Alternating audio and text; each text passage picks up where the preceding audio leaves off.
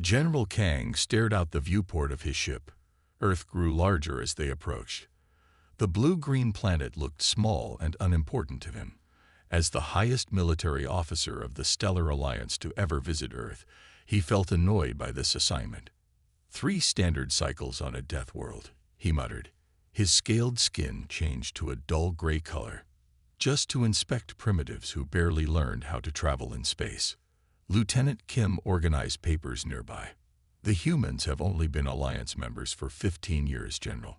High Command thinks this visit will help our relationship with them. Kang blinked his special eye membrane in dismissal. They only joined the Alliance for protection. They give us nothing useful. They did fight off the Donari attack with little help, Kim said carefully. Just luck and fighting on their home ground, Kang replied. Nothing special. Their shuttle flew down toward North America. Kang read about the United Earth Military Academy he would inspect. Humans still had different countries but had combined their military training after meeting aliens. The landing area opened for their ship. Humans in neat blue uniforms waited in lines. A small, serious woman walked forward. General Kang, welcome to Earth. I am Admiral Park, head of the Academy. We are honored you are here. Kang made the formal greeting motion. The honor is mine, Admiral. I want to see how you train your people to help defend our galaxy. Admiral Park's face stayed calm, but something in her eyes made Kang feel uneasy for the first time. I think you will find our methods educational, General, she said. Shall we start? The next day was hot. Kang followed Admiral Park across open fields where young humans lifted weights, ran in groups, and practiced fighting with their hands. You still train bodies? Kang asked. Most Alliance forces focus on mind-machine training. We do both, Park said. Machines fail, bodies keep going. Kang watched humans run fast despite Earth's stronger gravity. Their strength surprised him. These students are on their 15th kilometer today, Park mentioned. In one run. Kang couldn't hide his surprise. Yes, after this, they swim 2 kilometers, then start battle practice. In the afternoon, Kang watched classroom lessons. The battle situations troubled him. They involved many deaths, low supplies, and fighting when everything seemed lost. These situations seemed too dark, he told teacher Captain Lee. Lee's face showed nothing. We train for real life, General. In our history, being too hopeful costs lives. That evening, Kang ate with the senior teachers. They talked about past wars, and Kang grew uncomfortable. Your people fought a planet-wide war that killed 80 million of your own kind, he asked, not touching his food. World War II. Colonel Han nodded. Not even our deadliest fight by percentage. We train our students so such things never happen again, to us or Alliance worlds. Kang returned to his room that night and sent a message to Alliance Command. Human military training needs more study. First observations concerning. On the 3rd day, Kang asked to see the Academy's history records. Admiral Park approved right away, almost like she expected. For hours, Kang watched records of human wars across centuries. Trench fighting, nuclear standoffs, guerrilla wars, city battles. The violence shocked him, but their clever tactics worried him more. Captain Lee entered the room. Finding what you need, General. Your species. Kang started, then collected himself. In the Alliance, we haven't had any battle with more than 30% deaths in over 500 years. Different evolution, different lessons, Lee said. Our students study the Battle of Chosin Reservoir, where surrounded human forces fought in temperatures of -40 degrees against an enemy 10 times bigger, and lived. For what purpose? Kang asked. Alliance rules would surrender in such cases to save lives. To survive, Lee answered simply, and to make sure their friends did too. That afternoon, Kang watched mental toughness training. Students experienced capture situations, extreme weather conditions, and had to make hard moral choices under pressure. Doesn't this hurt them? He asked. It does, Park admitted, but better here then in real battle. Kang's evening report to Alliance Command was longer, more detailed, and marked urgent. On the fourth day, Admiral Park surprised him. "Would you join us for a training exercise?" she asked. "Your officers against our senior students. A simple capture-the-flag game in our holographic arena." Kang agreed, partly from curiosity, partly wanting to show Alliance superiority. He picked his best officers, veterans of many peacekeeping missions. The exercise began at dawn. Kang's team used standard Alliance tactics, setting up defenses around their goal, using technology to watch the area, and preparing for a direct attack. The humans did nothing for 2 hours. Then everything went wrong. 3 students let themselves be captured and gave false information. Others disabled the arena systems, making areas dark. They avoided direct fights, instead attacking supply lines and communication. When Kang's forces adapted, the humans completely changed tactics, launching a risky, all-or-nothing attack that sacrificed half their team but captured the objective. "This isn't how proper warfare works," Kang protested afterward. "It's how survival works," responded Student Commander Song, the human team leader. "We play to win, but we train to survive when winning isn't possible." That night, Kang requested a private meeting with Admiral Park.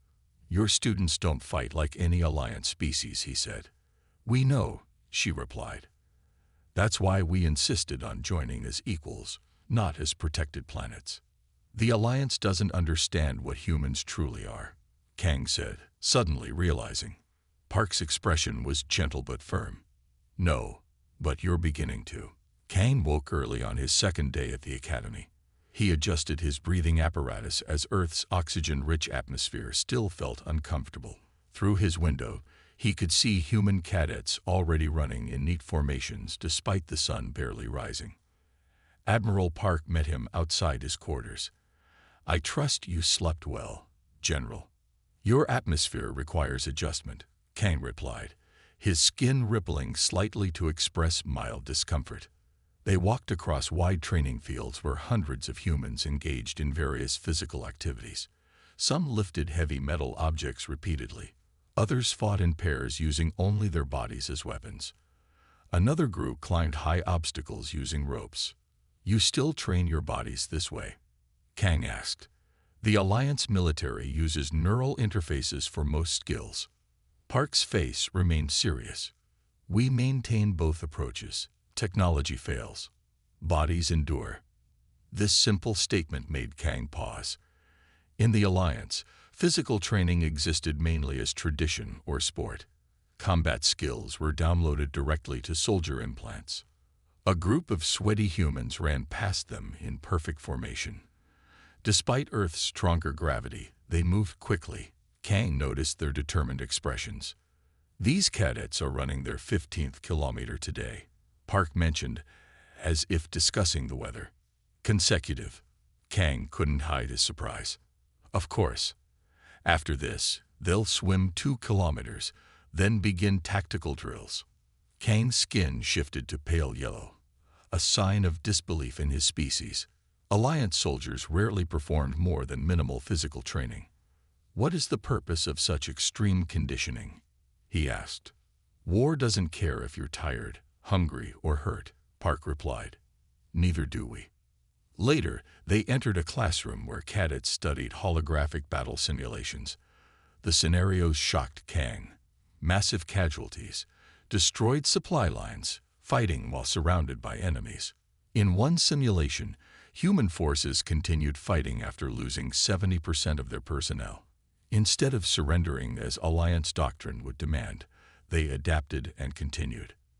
"These scenarios seem unnecessarily grim," Kang told Captain Lee, who taught the class. Lee's face showed no emotion.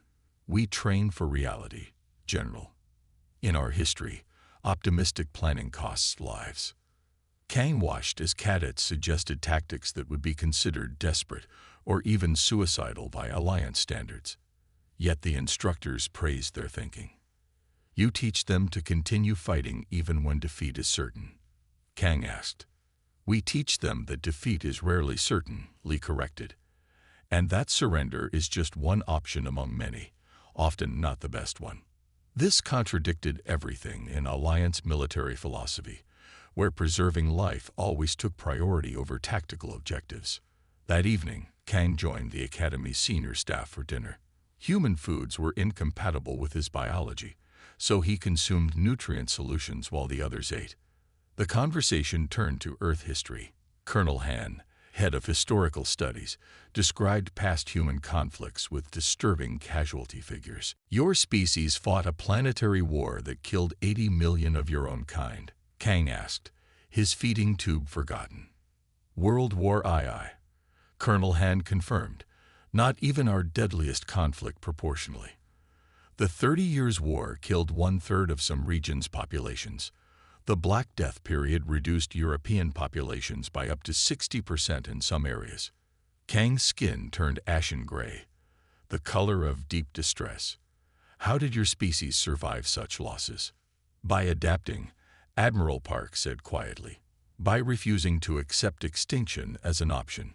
Han continued. We prepare our cadets so such things never happen again, to us or to Alliance worlds. The conversation shifted to more pleasant topics, but Kang remained silent, processing what he had learned.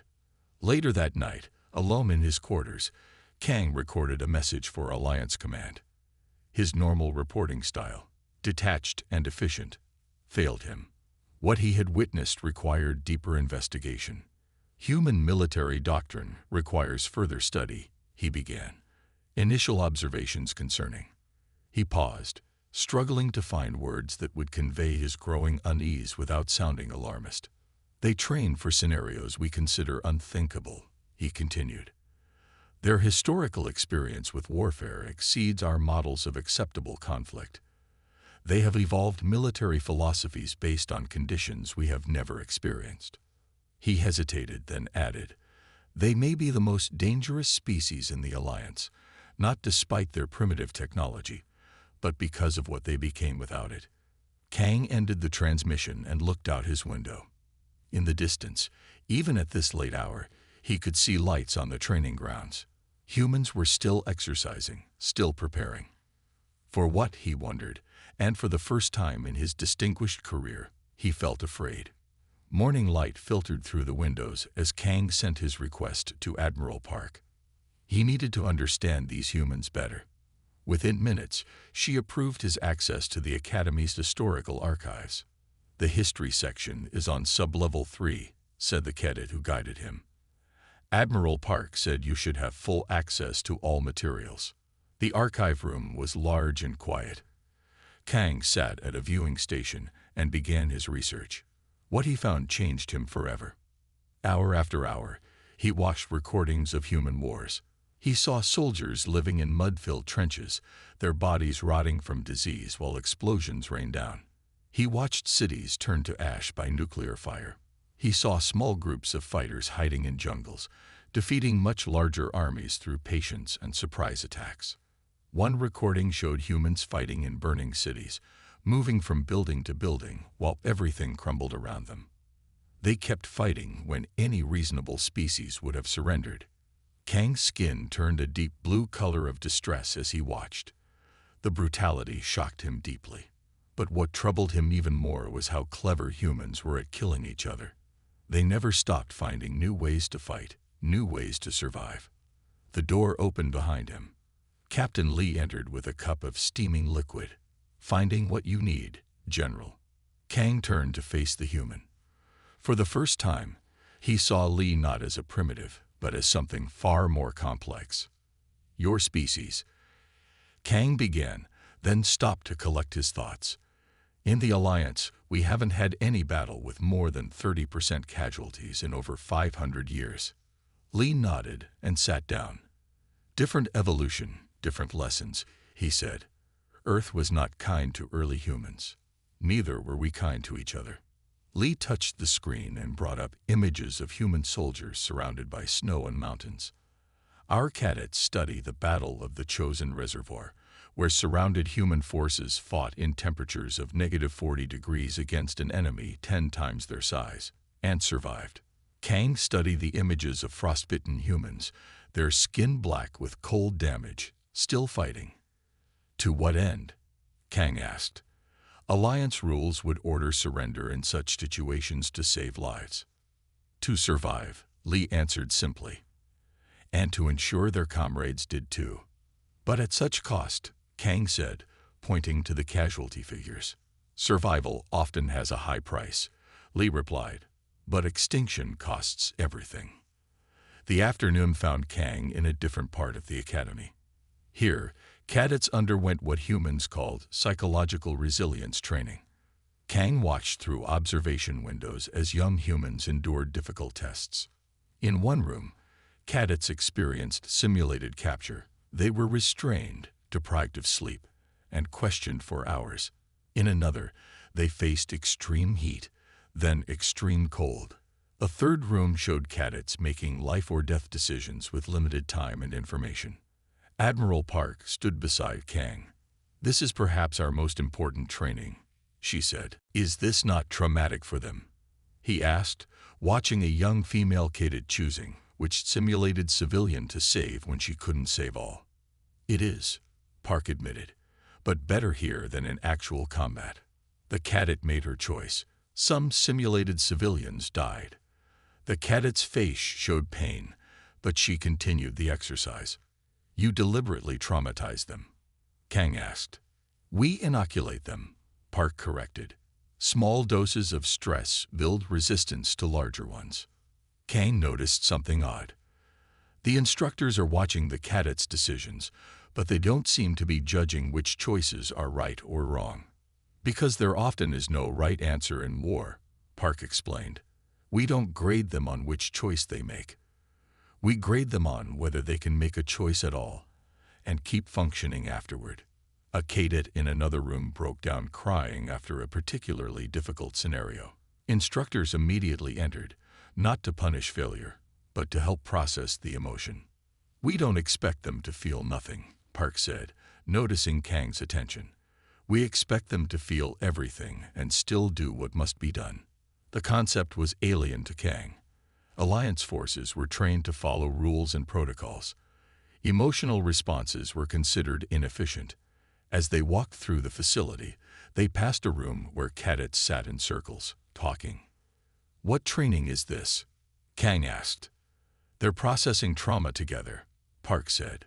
"Shared pain forms bonds stronger than any formal alliance." The idea struck Kang deeply. The alliance was built on shared interests and mutual benefits.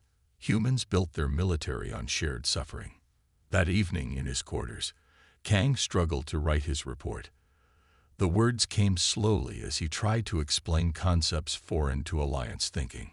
"Human military philosophy centers on a principle unknown to alliance cultures," he wrote. "They assume worst outcomes and train beyond them.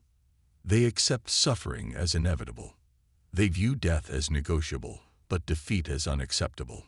He paused, then added, "They form bonds through shared hardship that appear stronger than our treaties. They intentionally traumatize their young to prepare them for future trauma." He marked the report urgent and sent it. Outside his window, under artificial lights, human cadets were running again. They had been active for at least 16 hours, yet they continued. Kang wondered what force drove them. It wasn't duty or discipline alone. It was something the Alliance had forgotten long ago. Desperation transformed into determination. On the fourth morning of his visit, Kang found Admiral Park waiting for him with an unexpected proposal. "General, would you be interested in a joint exercise?" she asked. "What kind of exercise?" Kang asked, his inner eyelids blinking in surprise. "Your officers against our senior cadets," Park explained. "A simple capture the flag game in our training arena.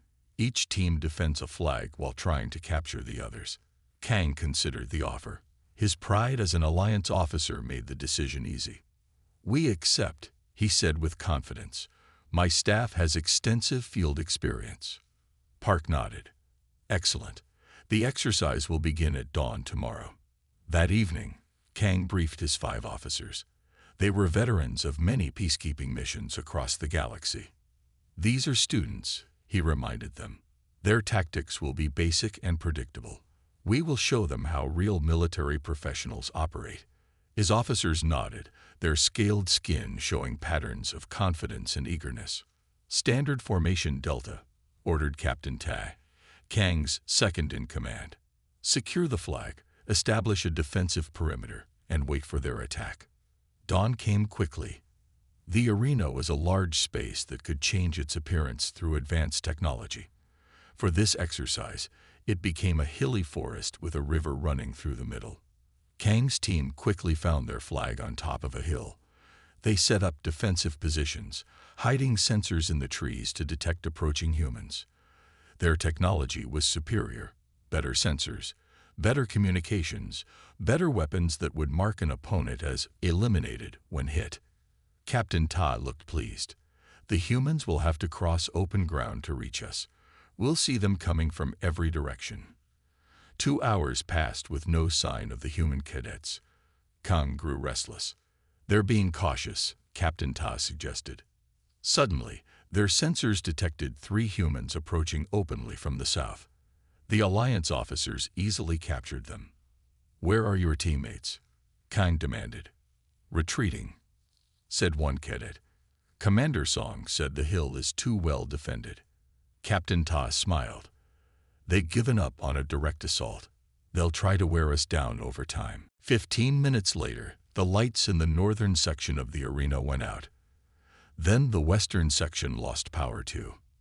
"They're attacking our systems," Kang realized. "But how?" The 3 captured cadets smiled but said nothing. Then their communications failed. Captain Ta tried to restore the link. "Sir, the cadets we captured. They're gone." The captured humans had never been properly secured. They had been gathering information while pretending to be defeated. More systems began to fail. The temperature in their area dropped rapidly. Their sensors showed false readings. Supply caches they had established around their position had vanished. "They're not attacking us directly," Kang realized. "They're destroying our ability to fight." Just as Kang's team adjusted to these problems, everything changed again. 20 human cadets charged from multiple directions at once. They moved in pairs, one providing covering fire while the other advanced. The attack seemed suicidal. Kang's officers eliminated many of the charging humans, but others kept coming. It made no sense, until Kang turned and saw their flag was gone. A small team of cadets had used the noisy frontal assault as a distraction to sneak behind their position. They had sacrificed most of their team to secure victory. When the exercise ended, Kang met with Cadet Commander Song, the human team leader. "This isn't how proper warfare is conducted," Kang protested, his skin flushed with the green color of frustration. Song was a small, quiet human with intelligent eyes. "It's how it's survived," he responded. "We play to win, but we train to survive when winning isn't possible." "You sacrifice most of your team," Captain Ta pointed out. "In a real battle, we'd all be alive," Song explained. "Your sensors were disabled, your communications down, and your supplies gone. You'd have been forced to surrender or starve." "And the frontal assault?" Kang asked. "A sacrifice play," Song admitted. "Some must risk everything so others can succeed. We volunteer for such missions." The concept disturbed Kang deeply. Alliance tactics focused on minimizing casualties. The idea of deliberately sacrificing soldiers, even for certain victory, was considered barbaric. That night, Kang requested a private meeting with Admiral Park in her office. "Your cadets don't fight like any Alliance species," he said as soon as they were alone. Park nodded. "We know. They use tactics we abandoned centuries ago," Kang continued. "Deception, sacrifice, targeting non-combatant systems. We use what works," Park said simply. "That's why we insisted on joining. As equals, not protectorates." "Protectorates. When we first contacted the Alliance, they offered to protect us," Park explained. "We refused. We'd rather be poor allies than comfortable subjects." Kang's skin shifted to the pale yellow of sudden understanding. The Alliance doesn't understand what humans truly are, he said, the realization finally clear. Park's expression was gentle but firm. No, she agreed, but you're beginning to. Kang looked out the window at the academy grounds. Cadets were still training despite the late hour. Always training, always preparing. What are you preparing for, Admiral? He asked quietly. Everything, she answered. Anything. The expected and the impossible. For the first time, Kang was glad humans were allies rather than enemies. The massive Alliance Council chamber was silent. 300 representatives from 87 species sat in curved rows, all looking at General Kang. He stood alone at the center platform, his scaled skin a calm blue color. 3 weeks had passed since his return from Earth. And that concludes my report, Kang said. High Commander Ju leaned forward, her tentacles shifting nervously. You suggest we completely change our relationship with Earth because of how they train their soldiers. I suggest we recognize what we've invited into the Alliance, Kang replied. Humans don't prepare for war the way we do. They don't think about fighting as we do. They're primitives, said Counselor Juan with a dismissive gesture. They still fight with physical weapons. Their ships are slow and weak. They're survivors, Kang corrected firmly. Their planet's history created a species that refuses to accept defeat. Their academy doesn't just train officers. It preserves the knowledge from thousands of years of constant warfare. The council chamber filled with uneasy whispers. Most Alliance species had evolved past regular conflict centuries ago. The concept of constant warfare was shocking. You make them sound dangerous, said another counselor. They are dangerous, Kang agreed. But they are our allies, and that is fortunate. He showed images from his visit. Human cadets running in Earth's heavy gravity, training in extreme weather, practicing to survive when captured. They prepare for situations we consider unthinkable, Kang explained. They assume the worst will happen and train beyond it. High Commander Ju looked troubled. What are you suggesting, General? First, we should add human battle tactics to our own training. Second, start joint exercises between our forces. Third, and most important, we must keep our defense promises to Earth absolutely. If humans ever thought we wouldn't protect them, they would protect themselves, Ju finished, understanding. And they would remember, Kang said quietly. The room was silent as the council members considered his words. Many looked skeptical, others worried. Surely you exaggerate, Counselor Juan said. They're just one species on one planet. Kang's skin rippled with frustration. I watched their cadets defeat my best officers using tactics we abandoned as barbaric. I studied their history. They fight harder when defeat seems certain. They sacrificed hundreds of millions of their own kind in wars before they even left their planet. He paused, then added, The Denari attacked them 15 years ago, thinking them easy prey. The humans not only drove them back, but followed them to their base and destroyed it. That wasn't their military. It was their civilian defense force. This silenced the doubters. The Denari were known as fierce warriors. That day, the council voted to classify Kang's full report. The public summary only mentioned cultural exchanges and training opportunities. It said nothing about Kang's most important recommendation. For galactic stability, never give humans reason to believe they stand alone. 6 months later, Kang was at Alliance Command when alarms sounded throughout the complex. The Denari had launched a surprise attack against 3 Alliance worlds. The planets were far from Earth and had small defense forces. Emergency signals went out to all Alliance members. Help would take days to arrive for the attacked worlds. But one response came almost immediately. Human ships, dozens of them, appeared near the attacked planets just hours after the Denari struck. Kang watched the battle reports with other Alliance leaders. The human tactics shocked everyone, except him. Human ships deliberately took damage to protect Alliance civilian centers. They used strange attack patterns that seemed chaotic, but worked perfectly. When Denari forces captured an Alliance space station, Human soldiers boarded it in small teams, fighting room by room until they recaptured it. "Their tactics are primitive but effective," said one Alliance commander. "Those aren't tactics," Kang corrected. "That's survival." Within 2 days, the Donari retreated. Their losses were massive. Human casualties were high, but they had saved the Alliance worlds. Later, in a private meeting, High Commander Ju approached Kang. "You were right about the humans," she admitted. "They fight like no species I've ever seen." "Because they evolved differently," Kang explained. "Most Alliance species developed technology before their wars could destroy them. Humans nearly destroyed themselves many times before they reached space." "A crucible," Ju said, using Kang's earlier word. "Yes," Kang agreed. "They were forged in fire." As the Alliance celebrated the victory, Kang received a message from Admiral Park on Earth. It was short. "We remember our friends too, General." Kang's skin turned the deep gold color of profound respect.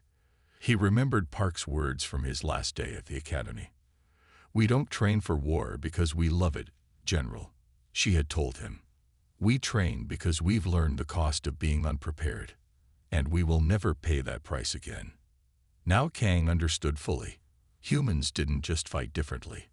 They lived differently, always ready for the worst while hoping for the best. The Alliance had gained more than a member species. They had gained protectors who understood what most have forgotten. Peace exists only when someone is willing to defend it.